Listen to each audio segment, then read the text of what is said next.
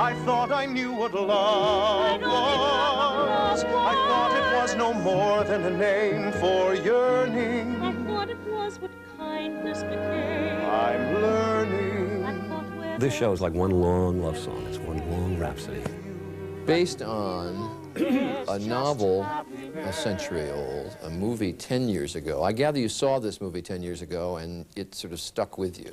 Oh yeah, it struck me immediately. I thought it was just a sensational movie. It didn't play very long. It was called Passione d'amore. The novel's called Fosca, which is the name of the heroine. And that was written in 1869. The movie played at the film festival, New York Film Festival, in I think 83. What sticks with you for 10 years that makes you think this will work as a musical? It's not a question of work. It's just twice in my life I've seen something and thought, oh, I want to musicalize that. One was Sweeney Todd, which I saw at a little theater outside of London. And this, I just thought, oh boy, I'd like to sing that. But do you watch a movie occasionally and think, ah, yes, a song could go there? Oh, never. Never think of that. I never think of movies or plays as musicals unless they are, no. And incidentally, that's not what happened with Passione. It's just the whole thing. The whole thing just struck me as one huge love song. What is the story that adapts so well here to a musical, in your mind? It's about different kinds of love. It's about a man caught between two women named Clara and Fosca, which, with the penchant for symbolism of the author, means light and dark. Which was a fairly common situation, apparently, in 19th century novels, particularly in Italy. And it's two kinds of love, the ordinary love, and a love that is a kind of natural force, an obsessive, totally selfish, totally selfless feeling.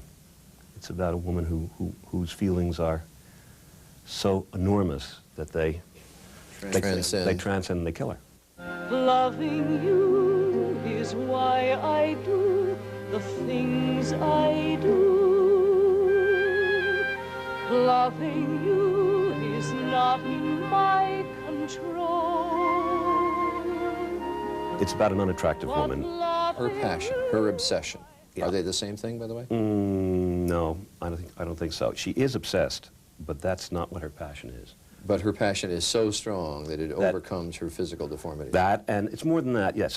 It transforms the person she loves, not her. And it's the effect it has on him. It's his story, really, not hers. If you love someone so much, you can make them love you? Not that you can make them love you, but they change. They change. They change. He gets cracked open by the force of her love. That's what happens to him. Well, I saw an article, an old article, 1986, 7, I've forgotten what it was, Time magazine. You said you'd never been in love. Ah, well, I am now. Here you are writing something about, here you are writing. No, now I am, But no, I wasn't then, and that was a true statement. But that's not why I wrote this, and it probably isn't. I think the score is probably informed by that, but you know, that's one of those. But you said to the New York Times just recently that life has really changed for me. Yeah, it has. But whether it affects the score or not, I don't know. I mean, as I say, this is something I've always wanted to do.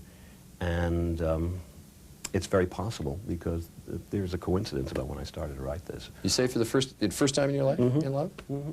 That's, I don't mean to make you old right. or that's true. Listen, put you in a home for the aged. I've loved people, but, well, you know, I guess that may be exaggerating. No, it's not. No, it's not. No, I've never felt this way before. And that, I was just about quoting a lyric there. It's funny. It goes, and if I must leave tomorrow, one thing before I go, you've made me see the passion of love, and I thought you should know. 7.5 hours. That's, yeah. There was one other line. To get that thought into... It sounds just so simple, and you'd think, well, why does it take so much work? But it's also the way it fits the music and that sort of stuff. Well, but the rigor of poetry, that's what it is. Well, it's about reducing things to simplicities. Does this working up till deadline, working till 4 in the morning, working 7.5 hours for 4 or 5 lines of lyric, is that fun, or is it sort of an exquisite agony? It's an exquisite agony. Sometimes lyrics come, a line or a rhyme will come easily, and that's great fun. But I don't recommend lyric writing to anybody. I just think it's really sweet. I talk about adding things to the program and the tussle that you obviously go through with that. Is there stuff that goes out that just dies hard for you? I hate to see it go. No, I learned that from Oscar Hammerstein, who brought me up in the theater, and he was absolutely ruthless about stuff, and I got it from him. You mentioned Oscar Hammerstein, who was your mentor, teacher. You worked with a lot of greats, but he really was the person who taught you. Absolutely. Taught you what? He taught me, it was mostly on one fabled afternoon when I was 15, when I'd written a school show, and brought it to him, and he criticized it as if it were a professional piece of work. In fact, it was just a show about the school, but I was taking myself seriously at the age of 15, partly because of him. And he, in the course of that afternoon, and of course I soaked it like a sponge, he taught me how to structure a lyric, that is to say, the kind of lyric that he wrote, which is a story lyric, that is to say, with a beginning and a development and a conclusion, so that whoever is singing it reaches a different place. It's like a good scene in a play. Character starts here and ends there. You move things forward, as opposed to the general tradition of songs in the theater, which had been, Oscar was virtually the only one who did that. He started with Showboat, at least his first famous example. It was miles ahead of it. Yeah. Of anybody else. It's not so much ahead, different. He was using, what he really was doing was fusing operetta with American musicals. Yes, but the musical moved in his direction. Oh, absolutely. It wasn't that he was different. No, the musical came to him. Because Showboat and Oklahoma were so successful, they became innovative. And you have, in turn, taught at Oxford and elsewhere? Yeah, I do guest shots at workshops around New York, And what do you try to impart? same thing. It's about how to tell a story in song. Too. What's a good rhyme? What's a bad rhyme? Everything that follows the accent should be exactly alike. So, let's say nation and decimation rhyme. But nation and consternation do not. If you want a line to land, particularly if you want to get a laugh, it better rhyme. I've never heard an audience laugh at a line that didn't rhyme properly. If you want to make it, twinkle while you shake it. If you want to grind it, wait till you refine it.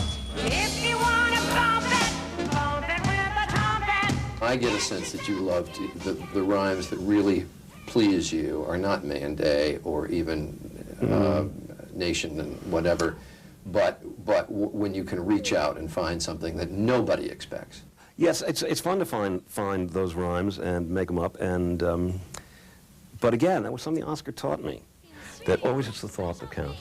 I let him go. I didn't know he'd stolen my beans. I was watching him crawl back over the wall when bang, crash, the lightning flash. And well, that's another story. Never mind. Anyway, it left a big.